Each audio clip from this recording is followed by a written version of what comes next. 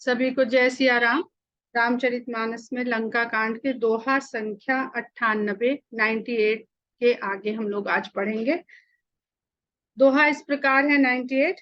मूर्छा विगत भालु कवि सब आए प्रभु पास, निश्चर सकल राम नहीं घेरी रहे अति त्रास।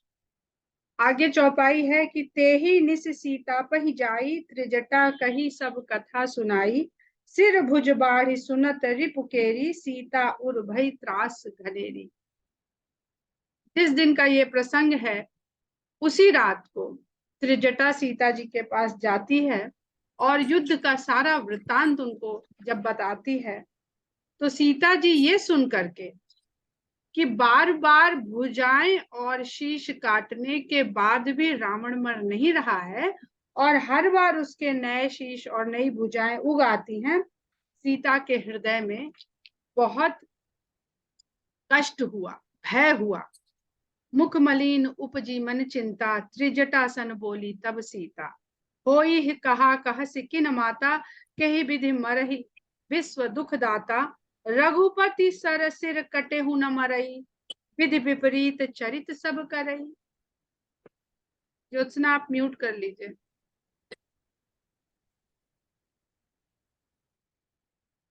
मोर अभाग्य जियावत ओही, यही हाँ हरि पद कमल बिछोही। हाँ हमको कहते स्वयं को। यही कृत कपट कनक मृग झूठा, अजहु सोदैव मोहि पर रूठा, जही विधि मोहि दुख दुसह सहाय, लक्ष्मण कहूँ कटु बचन कहा। रघुपति बिरह सबिष सर भारी, तकी तकी मार बार बहुमारी, ऐसे ही दुख जो राख मम प्राणा, सोई विधि ताहि जियाव न आना।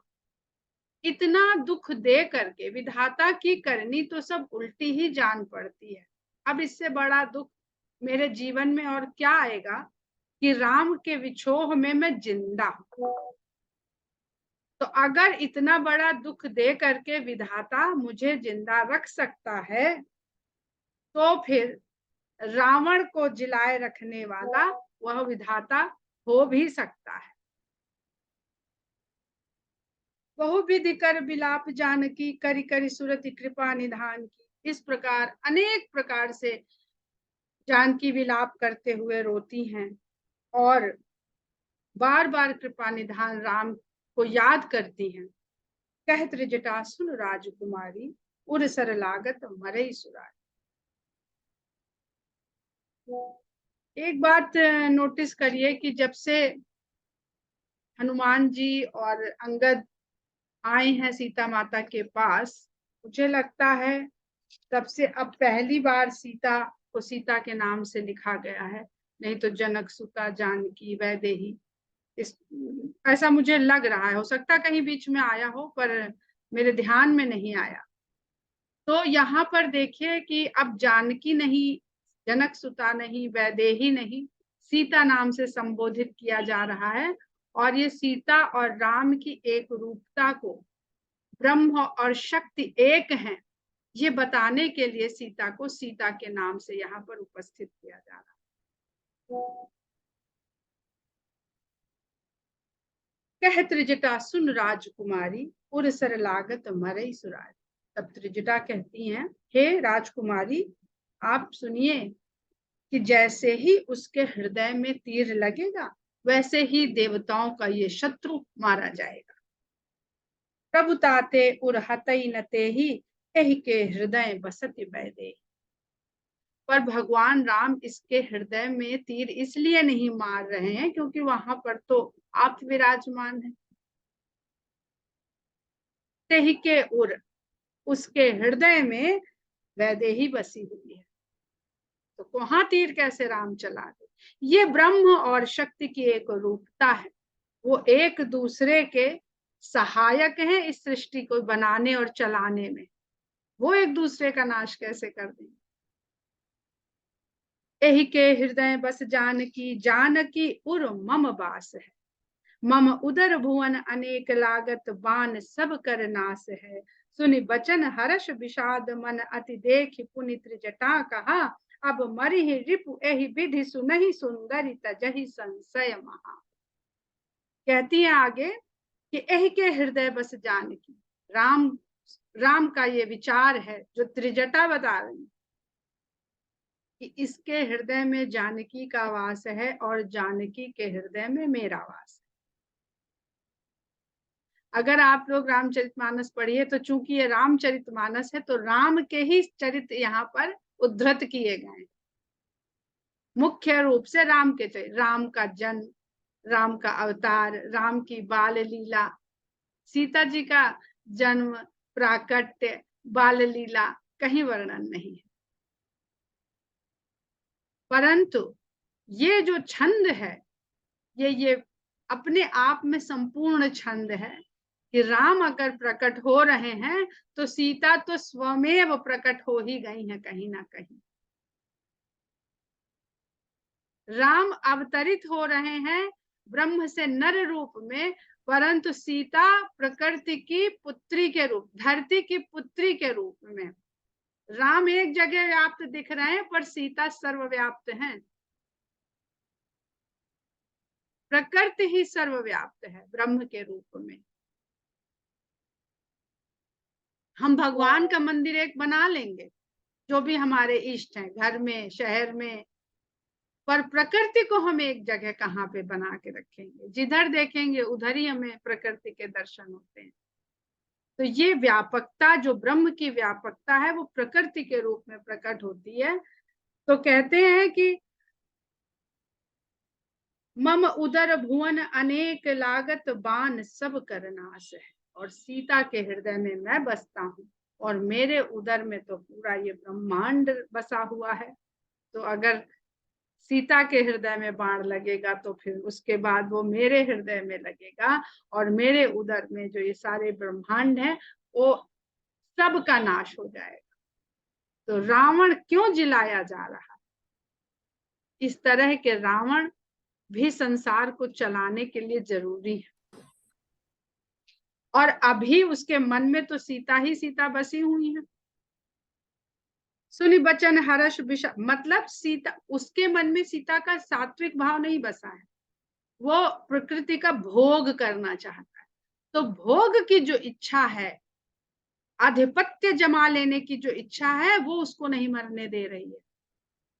जब तक एक भी इच्छा बाकी रहेगी तो या तो इस जन्म में जीवन चलता रहेगा या पुनर्जन्म का आपका ठिकाना बन जाएगा अगले जन्म का। तो इच्छाओं से मुक्त होना है। जो सीमा जी ने डाला था वो बिल्कुल सत्य है। मुक्ति और कुछ है नहीं, इच्छा से मुक्त हो जाना ही मुक्ति है, कुंठा से रहित हो जाना ही वैकुंठ है। मम उदर भुवन अनेक, मेरे उदर में तो अनेक लोक हैं, और लागत बाण लगते ही सब कर नाश है, सबका नाश हो जाएगा। तो रावण को मारना है मुझे, सारे संसार को थोड़ी खत्म कर देना है, बुराई को खत्म करना है, संसार को नहीं नष्ट करना है। सुनि बचन हर्ष विषाद मन अति देखि पुनि त्रिजटा कहा। इतना कहने से सीता जी के मन में हर्ष और विषाद दोनों तरह के भाव आए। मर नहीं रहा है, इस बात का विषाद है, पर राम किस तरह से सीता को चाहते हैं कि एक उनका शत्रु भी अगर सीता को मन में बसाए हुए है तो वो सिर्फ इसलिए उसका वध नहीं कर रहे हैं।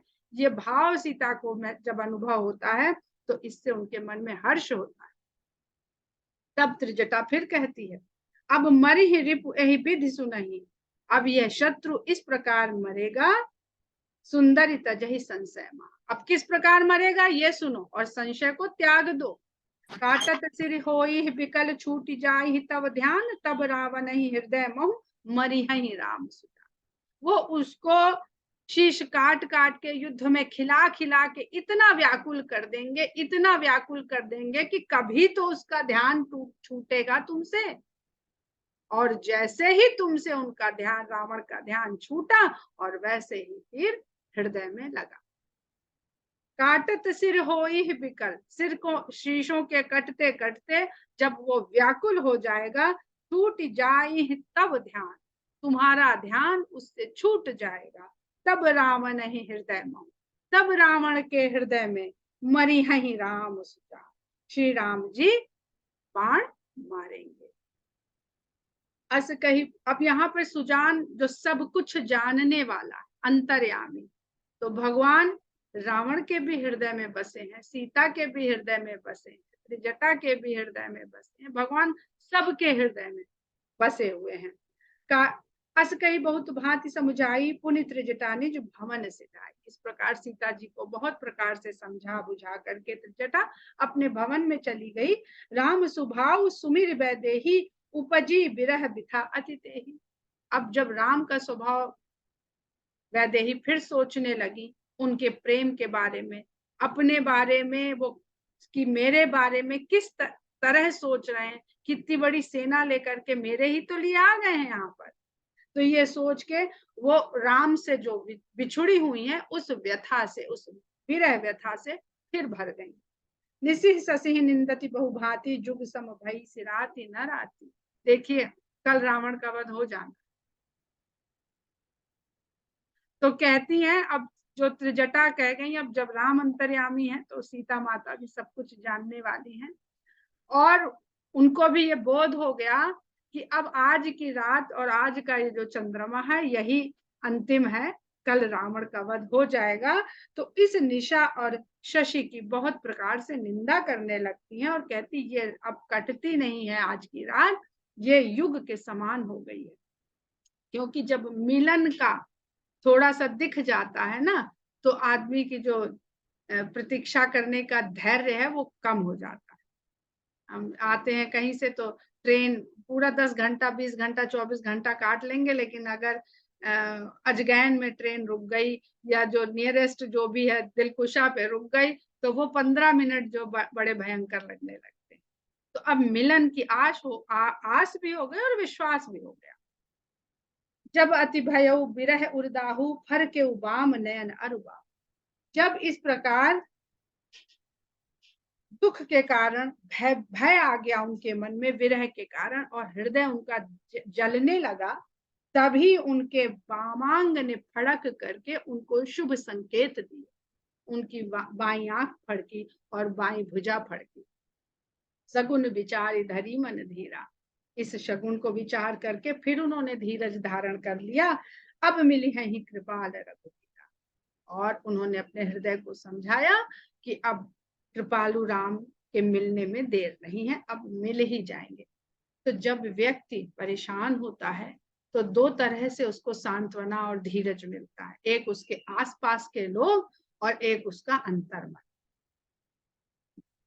अब आसपास के लोग ही जाके अरे तुमने तो इतनी बातें करी थी राम के बारे में कि इतने वीर हैं, इतने बहादुर हैं, और खरदूषण को अकेले मार लिया था, और रावण आमण उनके बस का नहीं, जाने कल क्या होएगा, अब कब क्या होएगा, मरेगा भी कि नहीं। तो उस उनके डिप्रेशन को और बढ़ा। दुनिया में ऐसे ही लोग हैं, एक बीमार को देखने जाएंगे, 4 ऐसे बीमार बताए आएंगे जो उसी बीमारी से मर गए। हमारे यहाँ भारत में ऐसे ही होती मिजाज पुरसी, ज्यादा से ज्यादा अपनी नॉलेज बताने लगेंगे कि इस बीमारी के बारे में हम ही सबसे ज्यादा जानते हैं, या डॉक्टर वैद्य बताए आएंगे, इलाज बताएंगे, 4 जने बताए आएंगे कि फिर उठ के खड़े नहीं हुए वो। पर कैसी काउंसलिंग करनी चाहिए ये त्रिजटा से सीखने वाली। वो अपने मन का भाव कह रही है, उनको सकारात्मकता दे रही है, उनको धीरज दे रही है, उसको कुछ नहीं पता है। यहाँ अर्धनिशि रावण जागा, निज सारथी मन खीजन लागा। यहाँ आधी रात होने पर रावण की मूर्छा टूटी, वो जागा और अपने सारथी के ऊपर गुस्सा होने लगा। सठ रन भूमि छणाई सुमोही, धिग धिग अधम मंद मत तो ही। कहता है रावण, कहता है मूर्ख, तू मुझे रणभूमि से उठा करके यहाँ ले आया, धिग धिग अधम, तेरी बुद्धि को धिक्कार है। तेहि पद गही बहु विधि समझावा, भोर भय रथ चढ़ पुनि धावा। क्योंकि आज की रात तो आखिरी युद्ध की आखिरी रात है, तो वो पैर पकड़ता है सारथी और बहुत प्रकार से समझाता है कि भाई रात हो गई थी, आपकी ये दशा हो गई थी। तो जैसे ही भोर फटी और वो रथ पर चढ़ के फिर से युद्ध भूमि के लिए दौड़ पड़ा। सुनी आगमन दशानन केरा, कपितल खरबर भयऊ घनेरा। रावण का आगमन जान करके वानर दल में फिर से खलबली मच गई। जहां तहां भूतर बिटप उपारी, धाये कटकटाई भटवा। जहां तहां जिसने जो पर्वत जो वृक्ष पाया, उखाड़ उखाड़ के फिर से वानर सेना दौड़ पड़ी। खाए जो मरकट विकट भालू, कराल कर भूधर धरा। अतिकोप कर ही प्रहार मारत, भज चले रजनी चरा। विचलाई दल बलवंत कीसन, घेरि पुनि रावण लियो। चौदिस चपेटन ही मारी, नखन बिदारी तनु व्याकुल। जो वानर और भालू ये बड़े बड़े पर्वत और वृक्ष लेकर के भाग दौड़े थे, वो बड़े क्रोध के साथ राक्षसों की ओर दौड़ पड़े और इनसे प्रहार करने लगे, उनको मारने लगे और विचलित कर दिया राक्षसों के दल को अपने बल से। वानरों ने अपने बल से राक्षस के दल को विचलित करके और जाके रावण को चारों ओर से घेर लिया। 34 चपेटन, और चारों ओर से उसको घेर करके उसको चपेटने लगे, नोचने, खसोटने, काटने, बिदारने लगे और उसको व्याकुल कर दिया रावण को। देखी महामरकट प्रबल, रावण कीन विचार। वानरों की इस इतनी प्रबल सेना को देख करके रावण ने मन में विचार किया, अंतरहित हो निमिष मोह कृतमाया विस्तार। क्षण भर में मैं गायब होकर के फिर अपनी माया का विस्तार करता हूँ। जब कीन्हते ही पाखंड भय प्रगट, जंतु प्रचंड। और इस प्रकार उसने पाखंड युद्ध करना शुरू किया और वहां पर अनेक प्रकार के जीव जंतु जो बड़े भयानक थे वो उत्पन्न कर दिए।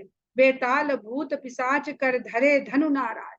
बेताल भूत पिशाच राक्षस सब अपने अपने हाथ में धनुष लेकर के वहां पे लड़ने के लिए आ गए। योगिनी गहे कर बाल, एक हाथ मनुज कपाल। अनेक प्रकार की योगिनियां आ गई जिनके एक हाथ में तलवार और दूसरे हाथ में खोपड़ी लिए हुए, कि अभी तलवार से काटेंगे और अभी रक्त का पान करेंगे। कर सत्य सोनित पान, नाचही करही बहुगान। और सद्य सोनित पान,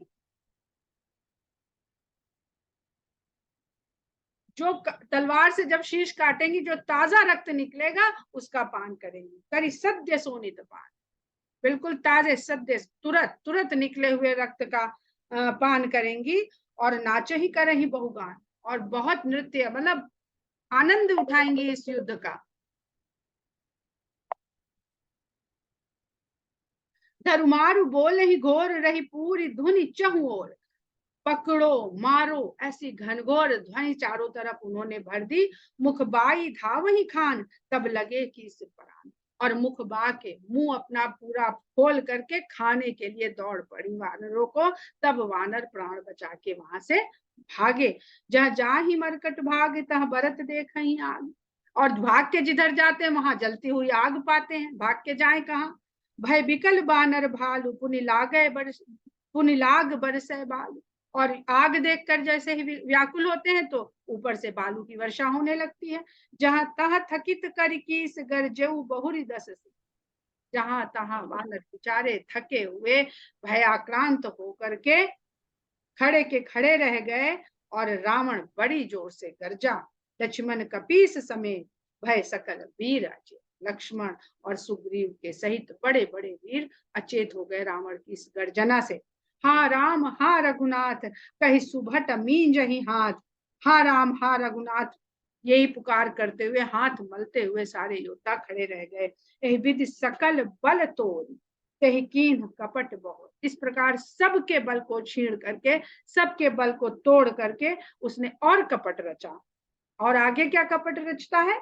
प्रगटे से विपुल हनुमान, धाये गहे पाषाण। उसने अनेक हनुमान के जैसे दिखने वाले पैदा कर दिए, जो हाथ में बड़े बड़े पत्थर लिए हुए हैं। और तिन्ह राम घेरे जाई, 34 बरूथ बनाई। इन हनुमानों ने, ये जो कपट से उसने हनुमान जी पैदा कर दिए, ये पत्थर ले लेके रामचंद्र जी को ही जाके चारों ओर से घेर लिए। मारहु धरहु जन जाई, कटकट ही पूछ उठाई। और पूछ उठा उठा के राम की तरफ वो पत्थर ले लेके कि मारो पकड़ो मारो पकड़ो, राम को ही मारने के लिए घेर लिया राम को। 10 दहदिस लंगूर विराज तहि मध्य। 10 दिशाओं में ये मायावी वानर हनुमान घेर लिए राम को, और लंगूर के रूप में, और उनके बीच में रामचंद्र जी खड़े हुए। कल्पना करिए कि चारों ओर असंख्य हनुमान के रूप में वानर खड़े हैं, जिनकी पूंछ उठी हुई है उत्तेजना के कारण और हाथ में पत्थर लिए हुए हैं। तही मध्य कौशल राज सुंदर श्याम तन शोभा लही, जनु इंद्र धनुष अनेक की बरबारी तुंग तमालही। प्रभु देखि हर्ष विषाद उर सुर बदत जय जय जय करी, रघुबीर एक ही तीर कोपि निमेष माया। तो रामचंद्र जी बीच में और चारों ओर से ये वानर जो घेरे हुए हैं राम को, ऐसा लग रहा है कि राम तमाल के वृक्ष के समान बीच में खड़े हुए हैं और उस तमाल वृक्ष को रक्षा करने के लिए इंद्र धनुषों की बाण लगा दी गई। जो लंगूर की जो पूंछ है उससे वो धनुषाकार हो गए। अब ये सामान्य जीव के अपने जो हमारी जो तीनों नाड़ियां होती हैं जिनसे हम ज्ञान मार्ग के द्वारा पहुंचते हैं, शीर्ष अवस्था को प्राप्त करते हैं, उस अवस्था को प्राप्त करने में जब हम ध्यान लगाते हैं तो किस तरह से हमारा मन असंख्य रूप धर के हमें जाने कहां कहां नचाता है, घेर लेता है। हमारा मन एकाग्र नहीं होने पाता है और चारों ओर से असंख्य जो इंद्रधनुष है वो आकर्षित करता है, इंद्र का धनुष हो जाता है। जब इंद्र का धनुष हो जाता है तो हमारी इंद्रियों को आकर्षित करता है, उनको खींचता है विषय कामनाओं की ओर। और उनके बीच में अगर कोई आपको बचा सकता है तो वो राम का धनुष है। तो धनुष सबके हाथ में। ये संसार में हमको हताहत करने के लिए अनेक प्रकार के धनुर्धर हैं, पर हमारी रक्षा करने वाले, सभी तरह के धनुर्धरों से हमारी रक्षा करने वाले ये जो विराट स्वरूप राम का है, ये विराट स्वरूप है राम का।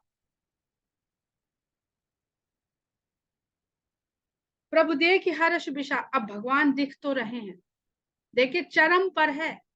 अगर ज्ञान मार्ग से जा रहे हैं तो अब चरम अवस्था में जीव अपनी पहुंच रहा है, मुक्ति की ओर अग्रसर है पूरी तरह से। एक क्षण ऐसा आया कि बस सब कट जाएगा, सब छूट जाएगा पीछे। वही क्षण सबसे कठिन होता है कि वो हमें गिरा लेगा, अपने में फंसा लेगा या हमें मुक्त कर ले जाएगा। और अगर मुक्ति चाहते हैं, मोक्ष चाहते हैं, शांति चाहते हैं, शांति ही मुक्ति है, शांति ही मोक्ष है। तो राम का ये स्वरूप जो इनके आगे बहुत विशाल है, वो देखते हैं देवता दिख रहे हैं। राम घेर के उन्होंने राम को ढक नहीं दिया है, तो उनके हृदय में हर्ष भी है, विषाद भी है। मन हमारा डरता भी है और राम की शरण में जाके धीरज पाता भी है। और किसी तरह से राम की जय जय जय देवता लोग कर रहे हैं। मन में अब उनके भरोसा है, ये नहीं है कि अब आज जो है गड़बड़ हो जाएगी। रघुबीर एक ही तीर कोपि निमेष मोह माया। और राम ने एक ही तीर से, एक ही क्षण में रावण की ये सारी माया हर दी। माया बिकट कपि भालु हर्षे बिटप गिर गई सब फिरे, तरनिकर छाड़े राम रावण बाहु सिर पुनि मही गिरे। श्री राम रावण समर चरित अनेक कल्प जो गावही, सत शेष सारद निगम कवि तेउ तदपि पार न पावही। जैसे ही माया छूटी वैसे ही भालू और कपि फिर हर्षित हो गए और फिर से पर्वत और वृक्ष ले लेकर दौड़ पड़े लड़ने के लिए। और राम ने जो तीर छोड़ा था, सर निकर छाड़े राम, राम ने जो तीर छोड़ा था, रावण बाहु सिर पुनि मही गिरे। रावण के शीश और भुजाएं फिर धरती पर गिर, रोज मरते हैं। श्री राम रावण समर चरित अनेक कल्प जो गावही। यदि सैकड़ों शेष, शारदा और वेद, कवि, ये सब सैकड़ों हो जाएं और अनेक कल्प तक भी श्री राम और रावण के इस युद्ध चरित को गाएं तो भी पूरा गा नहीं पाएंगे। इसी को कहते हैं कि आदि और अंत का पता नहीं। कब से ये सिलसिला चला आ रहा है हमें नहीं पता, और कब तक चलेगा हमें नहीं पता। ताके गुण गण कछु कहे जड़मति तुलसीदास। उस समर का जो थोड़ा बहुत गुणगान जड़मति वाले, जड़ बुद्धि वाले तुलसीदास ने थोड़ा बहुत कहा है। ताके गुण गण कछु कहे, जड़मति तुलसीदास चिम निज बल अनुरूप ते माछी उड़ई आकाश। जैसे अपने बल, अपना स्वयं का जो बल होता है और उसकी जो सामर्थ्य होती है, उसके अनुसार ही मक्खी आकाश में उड़ती है। काटे सिर भुज बार बहु मरत न भट लंकेश, प्रभु क्रीड़त सुर सिद्ध मुनि व्याकुल देखि कलेश। भगवान के बार बार काटे जाने, बाह और शीश काटे जाने के बाद भी लंकेश मरता नहीं है। लंका का स्वामी, भौतिकता में सुख भोगने वाला स्वामी, जिसको भौतिकता ही बात, अभी उसका छूटा नहीं, भौतिक पदार्थों से रुचि उसकी कम नहीं हुई है। प्रभु क्रीड़त, और भगवान को इस प्रकार उसके साथ खेलता देखकर सुर सिद्ध मुनि व्याकुल देखी कलेश। देवता लोग व्याकुल हो रहे हैं, सोच रहे हैं भगवान को तो बहुत ज्यादा युद्ध करना पड़ रहा है, बहुत लड़ाई करनी पड़ रही है, अभी तक मारे नहीं मर रहा है। काटत बढ़े इसी से समुदाय, जिम प्रति लाभ लोभ अधिकाई। अब समझाना क्या चाह रहे हैं यहाँ पर इस लीला से भगवान, कि काटने के बाद भी शीशों के झुंड बढ़ते चले जा रहे हैं, ऐसे ही जैसे एक लाभ मिल जाने से लोभ बढ़ जाता है। एक लाभ मिल जाने से संतोष नहीं होता है। लगता है ये वाली डील करी थी, ये शेयर खरीदा था या ये बिजनेस किया, इसमें फायदा हो, इसमें बहुत फायदा है, चलो अगली बार और पैसा लगाते हैं। तो जब हमारा जो लाभ है वो संतोष प्रदान करना चाहिए। जिम प्रति लाभ लोभ अधिकाई, जैसे लाभ हो जाने से लोभ बढ़ने लगता है। मरई नरि पुश्रम भयो विशेखा, राम विभीषण तन तब देखा। इतना परिश्रम करने के बाद भी शत्रु मारे नहीं मरा, तब राम ने विभीषण की ओर देखा। उमा काल मर जाकी इच्छा, सो प्रभु जन कर प्रीति परीक्षा, सुन सर्वज्ञ चराचर नायक, जनत पाल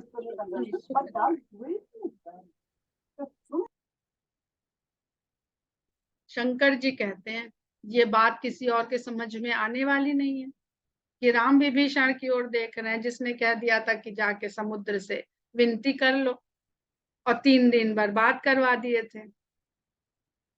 वो विभीषण को फिर देख रहे हैं। इनको समझ में नहीं आता कि किससे सलाह लेनी चाहिए और किससे नहीं लेनी चाहिए।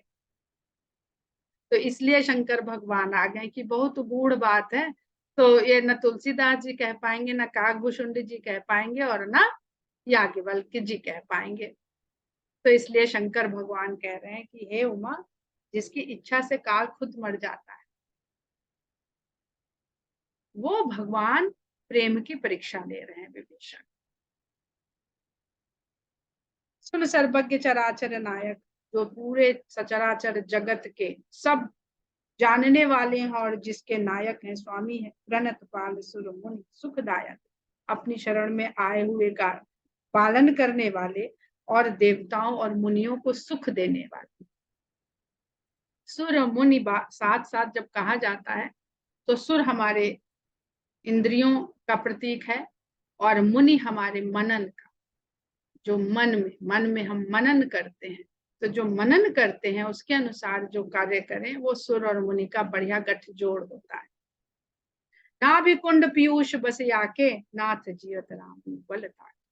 कहता है कि हे स्वामी, इसके नाभि में एक कुंड है जिसमें अमृत बस रखा हुआ है, वो उसका यहाँ नाभि में बसा हुआ है। इसके ये उसी का बल पाके बढ़ रहा है, उसी का बल पाके जी रहा है। नाभि हमारे शरीर का केंद्र होता है। हम लोग पढ़ते हैं ना, नाभिकीय ऊर्जा, तो सबसे ज्यादा ऊर्जा हमारी नाभि में होती है, क्योंकि हमारे जीवन का आधार है नाभ। जो सृष्टिकर्ता ब्रह्मा जी हैं, वो विष्णु जी की नाभि से निकले। इस पर विचार करिएगा। हम हुआ संभव हुआ तो कल विष्णु ब्रह्मा और नाभि का जो उनका संबंध है, सृष्टिकर्ता और जन्मदाता, उसके बीच का जो क्या संबंध है, उस पर बातचीत करेंगे। तो विभीषण बताता है कि इसके नाभि जो आपका आधार है जीवन का, वहीं आपने अपने लिए इच्छाओं का ऐसा कुंड बना रखा है कि वो कुंड अमर है। एक इच्छा पूरी, दूसरी इच्छा उस कुंड से आ गई, तीसरी आ गई, चौथी आ गई, और वो भी साधना करता है, तपस्या करता है, परिश्रम करता है, तब वो जीवित रहता है। उसको हर चीज के लिए वो प्रयास करता है। तो जीव को कौन जिलाता है? इच्छा, और इच्छा की पूर्ति की उसकी परिश्रम, उसका एफर्ट। सुनत विभीषण बचन कृपाला, हर्ष गहे कर पान करा। विभीषण के ये वचन सुनते ही भगवान हर्षित हुए और उन्होंने अपने हाथों में विकराल बाण उठा लिया। अशुभ होने लागे तब नाना, रो वही खर्ष काल बहुसाना। और ऐसा वो बाण उठाते ही सब तरह के अशुभ होने लगे। सियार और गधे, कुत्ते सब रोने लगे। बोले खग जग आरती हेतु, प्रकट भय नभ जाता केतु। संसार को कष्ट देने वाले अशुभ बोलियों वाले पक्षी बोलने लगे, और आकाश में जहां तहां धूमकेतु नजर आने लगे। धूमकेतु का दिखना अशुभ सूचक माना जाता है। 10 दिश दाह होन अति लागा, 10 दिशाओं में दहन होने लगा। भय परब बिनु रवि उपरागा, बिना पर्व के सूर्य ग्रहण दिखने होने लगा। मंदोदरी कंपति भारी, प्रतिमा श्रवई ने। मंदोदरी का हृदय कांप उठा और मूर्तियों से जल बहने लगा। समय हो गया है, हम लोग आज यहीं पर युद्ध को विराम देते हैं। अभी रावण, इस कथा में रावण के मरने में थोड़ा और समय है। सीता जी की रात बीतेगी, हम लोगों की भी एक रात बीतेगी, तो शायद कल रावण का वध हो जाए। कल मरेगा मुझे लगता है।